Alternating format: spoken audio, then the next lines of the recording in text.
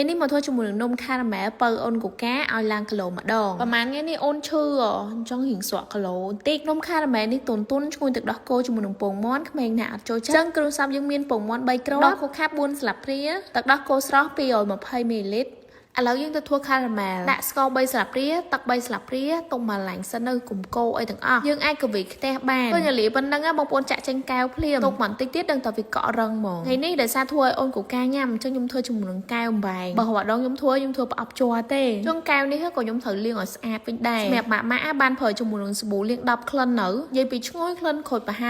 លាង10ទៅស្អាតមែនតើហើយតម្លៃវិញក៏សមរម្យដែរសំខាន់ណាស់ពេលលាងហើយអបសល់ក្លិនសាប៊ូប៉ះពាល់ដល់ទឹកដោះគោនេះតាំងស្ករក្លិនមកខ្ញុំលេងប្រើ brand ផ្សេងហ្មងតែមែពងមាត់3គ្រាប់ហ្នឹងគឺខ្ញុំកូរស្រាលឲ្យត្រង់ម្ដងទៀតឲ្យចេញពពុះបានម៉ត់ល្អខ្ញុំចាក់ទឹកដោះគោ220 ml ចូលជាមួយនឹងទឹកដោះគោខាប់4ស្លាបព្រាសារខ្ញុំប្រើជាមួយនឹងទឹកដោះគោអត់មានជាតិផ្អែមទេអញ្ចឹងខ្ញុំប្រើទឹកដោះគោខាប់ប៉ុណ្ណឹងលើភ្លើងដល់ពេលណាបងប្អូនឃើញរៀងផ្សែងតិចប៉ុណ្ណឹងគឺយើងចាក់ចូលពងមាត់បានហើយហាមទុកឲ្យទឹកដោះគោពុះខ្លាំងពេកខ្ញុំត្រង់ពី3ដងហ្នឹងឲ្យសាច់នំយើងបានម៉ត់ល្អ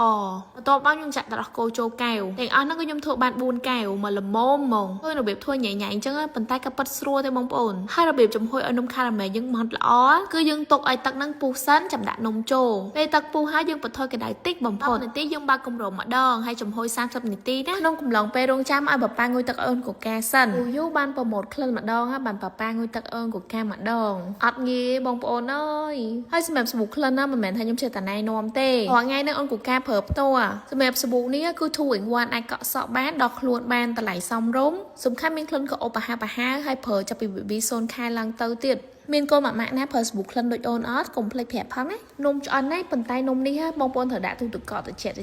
កូនបានចូលចិត្តញ៉ាំហើយយើងដាក់ចូលត្រជាក់ធម្មតាទេបងប្អូនអាចធ្វើទុកបាន3ថ្ងៃសម្រាប់នំខារ៉ាមែលនេះយើងអាចឲ្យកូនញ៉ាំក្រោយ15នាទីហើយខ្ញុំឮថាក្រៅពីបាយទឹកដោះគោម៉ាក់ឲ្យកូនញ៉ាំអាហារសម្រន់បន្ថែមគឺកូនឆាប់ឡើងគីឡូបងប្អូនកុំភ្លេចសាក់ទាំងអស់គ្នាណាបាយម៉ាក់ទាំងអស់គ្នាតោះទៅធ្វើស៊ុបស៊ីឈွန်ក្តៅញ៉ាំទាំងអស់គ្នាអត់ដល់15នាទីបងប្អូនសំខាន់ឡងជាតិហើយក្តៅហួយញ៉ាំពេលមេឃធ្លាក់ភ្លៀងពេលល្ងាចឡើងហ្នឹងគឺត្រូវហ្មងស៊ុបមួយឆ្នាំហ្នឹងថ្លៃទឹកស៊ុបអត់អស់ម៉ាណេដោយសារស៊ីឈွန်មួយដុំទិញតែ2500ហ្នឹងតែអត់ថ្លៃផ្សិត2500សុបពេលបកោប្រហែល1500អីគឺបានហើយញ៉ាំបានគ្នា2នាក់សម្រាប់ដុំស៊ីឈွန်ហ្នឹងមួយឆ្នាំយើងអាចធ្វើគ្នាញ៉ាំបាន3ទៅ4នាក់ដាក់បន្ថែមជូរម្ទេសក្រៀមចូលទៀតឲ្យបង្កើនរសជាតិថល់តិចខ្ញុំដាក់ទឹកប្រហែលជា1លីត្រ8 2លីត្រចូលបងគ្រឿងថែមស្ករជាមួយនឹងខ្នុរថែមមកល្មមញ៉ាំមើលស៊ុបស៊ីឈွန်ញ៉ាំទៅឆ្ងាញ់មែនប៉ុន្តែខ្លាញ់ច្រើនណាស់ឃើញអត់ខ្លាញ់ឡើងលឿងហ្មងតែខ្ញុំអត់បារម្ភទេដោយសារតែខ្ញុំប្រើជាមួយសាប៊ូលាងចានសិនឡាយជំរះខ្លាញ់លឿនជាង10 ដងសាប៊ូសិនឡាយដែលខ្ញុំប្រើជាប្រភេទសាប៊ូធម្មជាតិសំពីអំបរ៉ាជាមួយនឹងប្រទាលកតុយកពើ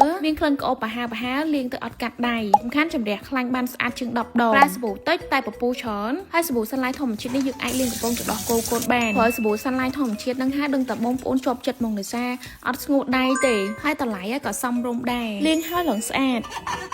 បន្ទាប់ពីលាងចានវគ្គទី1ហើយយើងនៅវគ្គ2ទៀតពេលញ៉ាំហើយតែអត់អីញ៉ាំមួយឆ្នាំនឹងហើយនឹងតែមានកម្លាំងលាងចានហើយដាក់ទឹកដោះគោបន្ថែមទៀតបងប្អូននៅទឹកស៊ុបយើងជាតិជាងនឹងទៀតតំណងណាបងប្អូនអើយស៊ុបមួយឆ្នាំហ្នឹងញ៉ាំ2នាក់គឺមកល្មមភ្លេចប្រាប់បងប្អូនថាបន្លែទឹកស៊ុបអីតែអត់អស់ម៉ានៃប៉ុន្តែថ្លៃប្រហិតថ្លៃមន់ខ្មៅហ្នឹងប្រហែលចូល500អីដែរហ្នឹងសម្រាប់ស៊ុបភីឆនហ្នឹងបងប្អូនអាចទិញទឹកជ្រលក់បន្ថែមណាដោយសារសំខាន់ជាងគេគឺទឹកជ្រលក់ហ្នឹងហ្មងនិយាយមែនតើណាស៊ុបមួយឆ្នាំគឺជាតិហើយឆ្ងាញ់ណាស់សំខាន់ងាយស្រួលធ្វើទៀតបងប្អូនកុំភ្លេចសាក់ធ្វើញ៉ាំណាធានាមកឆ្ងាញ់អរគុណបងប្អូនដែលទស្សនាវីដេអូដល់ចាប់បាយបងប្អូន